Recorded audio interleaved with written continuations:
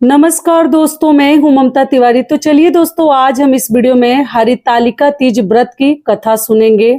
तो पूरी कथा आप लोग सुनिएगा। कभी भी हमें आधा अधूरा कथा नहीं सुननी चाहिए, क्योंकि व्रत का हमें संपूर्ण लाभ नहीं मिलेगा। आप कथा ना सुने वो ज्यादा बेहतर है, किंतु आधा अधूरा कथा सुनने से हमें लाभ नहीं मिलता है। और इस व्रत में कथा सुनना अनिवार्य है, इसके बिना हमारा व्रत संपूर्ण नहीं होता है। तो चलिए एक बार हर हर महादेव बोलते हुए कथा को प्रारंभ करते हैं। तो कथा इस प्रकार से है। अथ हरितालिका व्रत कथा।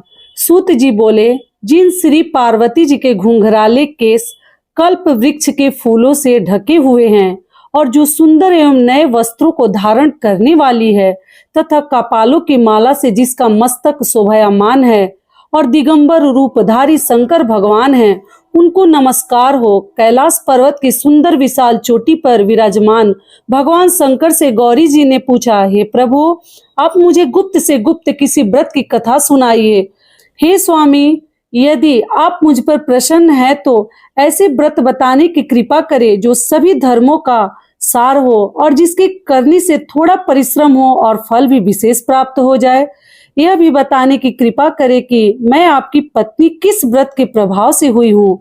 हे जगत के स्वामी, आप आदि मध्य अंत से रहित हैं। आप मेरे पति किस दान अथवा पुण्य के प्रभाव से हुए हैं। शंकर जी बोले, हे देवी सुनो, मैं तुमसे वह उत्तम व्रत कहता हूँ जो परम गोपनीय एवं मेरा सर्वस्व है।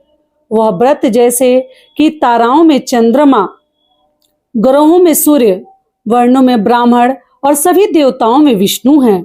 नदियों में जैसे गंगा, पुराणों में महाभारत, वेदों में सामवेद, इंद्रियों में मन जैसे श्रेष्ठ समझे जाते हैं, वैसे ही पुराण एवं वेदों का सर्वस्व इस व्रत को शास्त्रों ने कहा है। उसे एकाग्र मन से श्रवण करो। इसी व्रत के प्रभाव से ही तुमने मेरा अर्धासन प्राप्त किया है। तुम मेरी परम प्रिया हो, इसी कारण वह सारा व्रत मैं तुम्हें सुनाता हूँ।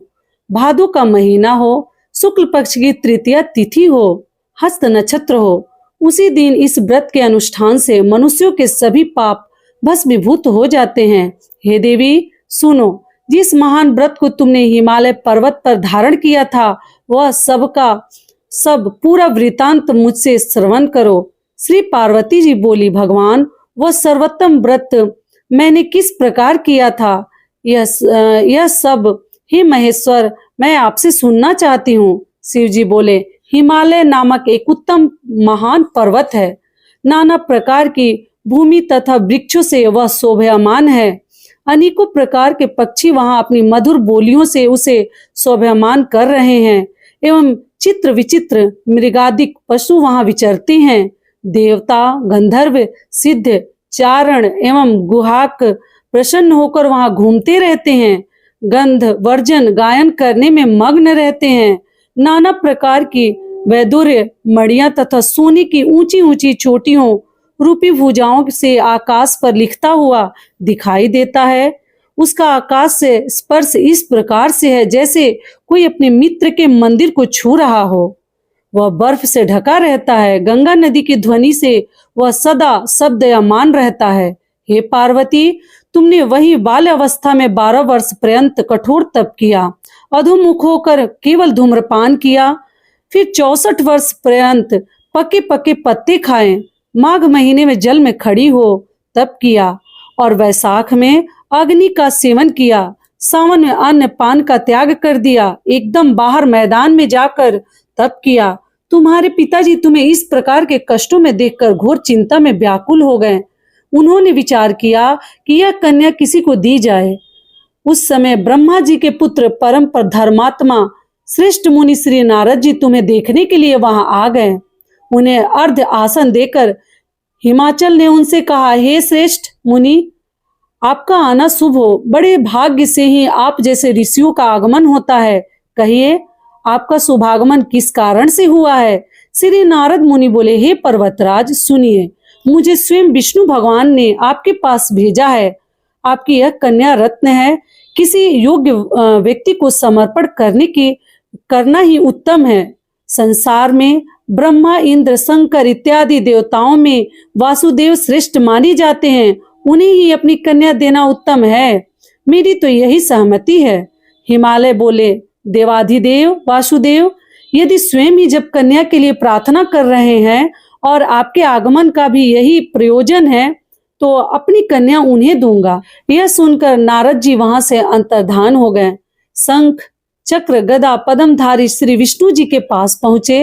नारद जी बोले, हे देव, आपका विवाह निश्चित हो गया। इतना कहकर देवर्षि नारद तो चले आए और इधर हिमालय राज ने अपनी पुत्री गौरी से प्रसन्न होकर कहा, हे पुत्री, तुम्हें गरुड़ ध्वज वासुदेव जी के प्रति देने का विचार कर लिया है। पिता के इस प्रकार के वचन सुनकर पार्वती अपनी सखी के घर गई और अत्यंत दुखित होकर पृथ्वी पर गिर पड़ी और विलाप करने लगी। उन्हें इस प्रकार दुखित हो विलाप करते सखी ने देखा तो पूछने लगी, हे देवी, तुम्हें क्या दुख है, मुझसे कहो, और तुम्हें जिस प्रकार से भी सुख हो मैं निश्चय ही वही उपाय करूंगी। पार्वती जी बोली, सखी, मुझे प्रसन्न करना चाहती हो तो मेरी अभिलाषा सुनो। हे सखी, मैं कुछ और चाहती हूँ, मेरे पिता कुछ और करना चाहते हैं। मैं तो अपनी पति श्री महादेव जी को वर चुकी हूँ, मेरे पिता इसके विपरीत करना चाहते हैं, इसलिए हे प्यारी सखी, मैं अब अपनी देह त्याग कर दूंगी। तब पार्वती के ऐसे वचन सुनी सखी ने कहा, पार्वती, तुम घबराओ नहीं, हम दोनों यहाँ से निकलकर ऐसे वन में पहुंच जाएंगी जिसे तुम्हारे पिता जान ही नहीं सकेंगे। इस प्रकार आपस में राय करके श्री पार्वती जी को वह घोर वन में ले गई। तब पिता हिमालय राज ने अपनी पुत्री को घर में ना देखकर इधर उधर खोज किया, घर घर ढूंढा, किंतु वह ना मिली। तो विचार करने लगे, मेरी पुत्री को देव, दानव, किन्नरों में से कौन ले गया? मैंने नारद के आगे विष्णु जी के प्रति कन्या देने की प्रतिज्ञा की थी, अब मैं क्या दूंगा? इस प्रकार की चिंता करते करते मूर्छित होकर गिर पड़े। तब उनकी ऐसी अवस्था सुनकर हाहाकार करते हुए लोग हिमाचल राज के पास पहुंचे और मूर्छा का कारण पूछने लगे। हिमालय बोले, किसी दुष्ट आत्मा ने मेरी कन्या का अपहरण कर लिया है, अथवा किसी काल सर्प ने उसे काट लिया है, या सिंह व्याघ्र ने उसे मार डाला है। पता नहीं मेरी कन्या कहाँ चली गई, किस दुष्ट ने उसे हर लिया। ऐसा कहते कहते शोक में संतप्त होकर हिमालय राज वायु से कंपायमान महावृक्ष के समान कांपने लगे। तुम्हारे पिता ने सिंह, व्याघ्र, भल्लुक आदि हिंसक पशुओं से भरे एक वन से दूसरे वन में जा जाकर तुम्हें ढूंढने का बहुत बड़ा प्रयत्न किया। इधर अपनी सखियों के साथ एक घोर वन में तुम भी जा पहुंची।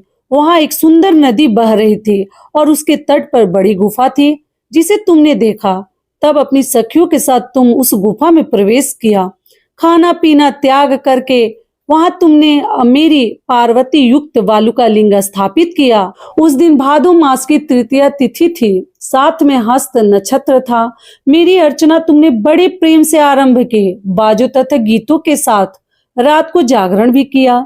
इस प्रकार तुम्हारा परम श्रेष्ठ व्रत हुआ। उसी व्रत के प्रभाव से मेरा आसन हिल गया। तब तत्काल ही मैं प्रकट हो गया जहां तुम सखियों के साथ थे। मैंने दर्शन देकर कहा कि हे वरानने, वर मांगो। तब तुम बोली, हे देव महेश्वर, यदि आप प्रसन्न हो तो मेरे स्वामी बनिए। तब मैंने तथास्तु कहा। फिर वहां से अंतर्धान होकर कैलाश पर पहुंचा। इधर जब प्रातः काल हुआ तब तुमने मेरी लिंग मूर्ति का नदी में विसर्जन किया। अपनी सखियों के साथ वन में प्राप्त कंद, मूल, फल आदि से तुमने पारण किया। हे सुंदरी, उसी स्थान पर सखियों के साथ तुम सो गई। हिमालय राज तुम्हारे पिता भी उस घोर वन में आ पहुंचे। अपना खाना पीना त्याग कर वन में चारों ओर तुम्हें ढूंढने लगे।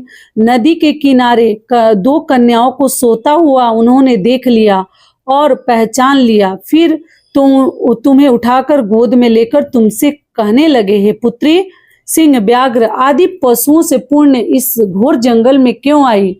तब श्री पार्वती जी बोली, पिताजी सुनिए, आप मुझे विष्णु को देना चाहते हैं। आपकी यह बात मुझे अच्छी न लगी, इससे मैं वन में चली आई। यदि आप मेरा विवाह शंकर के साथ करें तो मैं घर चलूंगी, नहीं तो यहीं रहने का मैंने निश्चय कर लिया है। तब तुम्हारे पिता ने कहा कि एवं मस्तु, मैं शंकर के साथ ही तुम्हारा विवाह करूंगा। उनके ऐसा कहने पर ही तब तुम घर में आई। तुम्हारे पिताजी ने तब विवाह विधि से तुमको मुझे समर्पित कर दिया। हे पार्वती जी, उसी व्रत का प्रभाव है जिससे तुम्हारे सौभाग्य की वृद्धि हो गई। अभी तक किसी के सम्मुख मैंने इस व्रतराज का वर्णन नहीं किया। हे देवी, इस व्रतराज का नाम भी अब श्रवण कीजिए, क्योंकि तुम अपनी सखियों के साथ ही इस व्रत के प्रभाव से हरि गई। इस कारण इस व्रत का नाम हरितालिका हुआ। पार्वती जी बोली, हे प्रभु, आपने इसका नाम तो कहा, कृपा करके इसकी विधि भी कहिए। इसके करने से कौन सा फल मिलता है, कौन सा पुण्य लाभ होता है और किस प्रकार से कौन इस व्रत को करे। ईश्वर बोले, हे देवी सुनो, यह व्रत सौभाग्यवर्धक है। जिसको सौभाग्य की इच्छा हो वह यत्न पूर्वक इस व्रत को करे। सबसे प्रथम वेदी की रचना करे, उसमें 4 केले के खंभे रोपित करे, चारों ओर बंधन बार बांधे, ऊपर वस्त्र बांधे, विविध रंगों के और भी वस्त्र लगावे। उस मंडप के नीचे की भूमि को अनेक चंदन आदि सुगंधित जल द्वारा लीपें, शंख मृदंग आदि बाजे बजवाएं। वह मंडप मेरा मंदिर है, इसलिए नाना प्रकार के मंगल गीत वहां होने चाहिए। शुद्ध रीति का मेरा शिवलिंग श्री पार्वती के साथ ही वहां स्थापित करें। बहुत से पुष्पों द्वारा गंध धूप आदि से मेरा पूजन करें। फिर नाना प्रकार के मिष्ठान आदि, सुपारियां, मौसमियां, नींबू, बकुल, बीज, नारंगियां एवं और भी ऋतु अनुसार बहुत से फल, उस ऋतु में होने वाले नाना प्रकार के कंद मूल, सुगंधित धूप दीप आदि सब लेकर इन मंत्रों द्वारा पूजन करके चढ़ावें। मंत्र यह है, शिव शिव शांत पंचमुखी सूली नंदी भृंगी महाकाल गणों से युक्त शंभु आपको नमस्कार है। शिवा शिव प्रिया प्रकृति सृष्टि हेतु श्री पार्वती सर्वमंगला रूपा शिव रूपा जगत रूपा आपको नमस्कार है। हे शिवे नित्य कल्याणकारिणी जगदम्बे शिव स्वरूपे आपको बारंबार नमस्कार है। आप ब्रह्मचारिणी हो, जगत की धात्री सिंहवाहिनी हो, आपको नमस्कार है। संसार के भय संताप से मेरी रक्षा कीजिए। हे महेश्वरी पार्वती जी, जिस कामना के लिए आपकी पूजा की है हमारी वह कामना पूर्ण करे, राज्य सौभाग्य एवं संपत्ति प्रदान करे। शंकर जी बोले, हे देवी, इन मंत्रों तथा प्रार्थनाओं द्वारा मेरे साथ तुम्हारी पूजा करें और विधि पूर्वक कथा श्रवण करें। फिर बहुत सा अन्न दान करें, यथाशक्ति वस्त्र स्वर्ण गाय ब्राह्मणों को दें एवं अन्य ब्राह्मणों को भूयसी दक्षिणा दे, स्त्रियों को भूषण आदि प्रदान करें। हे देवी, जो स्त्री अपने पति के साथ भक्ति युक्त चित्त में सर्वश्रेष्ठ इस व्रत को सुनती तथा करती है, उसके सभी पाप नष्ट हो जाते हैं। 7 जन्मों तक उसे राज्य की प्राप्ति होती है, सौभाग्य में वृद्धि होती है। और जो नारी भादों के शुक्ल पक्ष की तृतीया के दिन व्रत धारण नहीं करती, आहार कर लेती है, वह 7 जन्मों तक बंध्या रहती है एवं जन्म जन्म में विधवा हो जाती है। दरिद्रता पाकर अनेक कष्ट उठाती है, उसे पुत्र शोक छोड़ता ही नहीं। और जो उपवास नहीं करती वह घोर नरक में पड़ती है। अन्न के आहार करने से उसे सुअरी का जन्म मिलता है, फल खाने से बानरी होती है, जल पीने से जोक होती है, दूध पीने से सांपनी होती है, मांसाहार से व्याघ्री होती है, दही खाने से बिल्ली होती है और मिठाई खा लेने से चींटी होती है। सभी वस्तुएं खा लेने से मक्खी हो जाती है, सो जाने से अजगरी का जन्म पाती है, पति के साथ ठगी करने पर मुर्गी होती है। शिव जी बोले, इसी कारण सभी स्त्रियों को यत्न पूर्वक सदा यह व्रत करते रहना चाहिए। सोने तांबे एवं बांस से बने अथवा मिट्टी के पात्र में अन्न रखें, फिर फल वस्त्र दक्षिणा आदि यह सब श्रद्धा पूर्वक विद्वान श्रेष्ठ ब्राह्मण को दान करें। इस उनके अनंतर पारण अर्थात भोजन करें। हे देवी, जो स्त्री इस प्रकार सदा व्रत किया करती है, तुम्हारे समान ही अपने पति के साथ इस पृथ्वी पर अनेक भोगों को प्राप्त करके सानंद विहार करती है और अंत में शिव का सानिध्य प्राप्त करती है। इस कथा के श्रवण करने से 1000 अश्वमेघ एवं 100 वाजपेयी यज्ञ का फल प्राप्त होता है। शिव जी बोले, हे देवी, इस प्रकार मैंने आपको इस सर्वश्रेष्ठ व्रत का महात्म्य सुनाया है, जिसके अनुष्ठान मात्र से करोड़ों यज्ञ का पुण्य फल प्राप्त होता है। तो हरितालिका तीज की कथा हमारी यहीं तक की थी। कैसी लगी दोस्तों? और कथा हमारी समाप्त हुई। भगवान को एक बार प्रणाम कीजिए, प्रेम से बोलिए शंकर भगवान की जय। और कथा अगर पसंद आई हो तो दोस्तों एक लाइक जरूर कीजिएगा, और पहली बार आए हैं तो चैनल को पक्का सब्सक्राइब कर दीजिएगा। तो ये वीडियो मेरा यहीं तक का था। धन्यवाद।